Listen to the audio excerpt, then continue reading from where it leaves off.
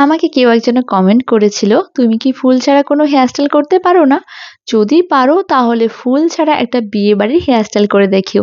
তো চলো আজকে ফুল ছাড়া এমন কিছু জিনিস দিয়ে হেয়ারস্টাইল করে দেখাবো যেটা সবার কাছেই মোটামুটি থাকে।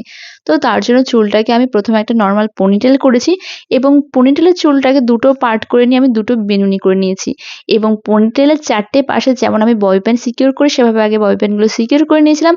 এবারে বেনুনির চুলগুলোকে হালকা একটু পুল করে বেনুনিটাকে দেখো পনিটেলের চারপাশে ঘুরিয়ে নিয়ে একটা বানের মতো করেছি এবং সেগুলোকে একটা একটা করে ইউপিন দিয়ে সুন্দরভাবে সেট করে দিয়েছি যাতে কোনোভাবেই খুলে না যায়। বেশ কয়েকটা ববি পিন দিয়ে বানটাকে একদম প্রপারলি সেট করে নিয়েছি এবং দেখো শুধুমাত্র ফুল ছাড়াও বানটাকে কিন্তু অনেকটাই সুন্দর লাগছে। বাট এভাবে তো আর বিয়ে বাড়ি যাওয়া যায় না, তো চলো ওটাকে বিয়ে বাড়ি যাওয়ার মতো ডেকোরেট করে নিই। তাই নিয়ে নিয়েছিলাম একটা কোমর বন্ধনী এবং এটা দিয়ে কিন্তু আজকে পুরো বানটাকে ডেকোরেট করেছিলাম এবং সাথে একটা ইয়ারিংকেও ইউপিন দিয়ে সেট করেছিলাম।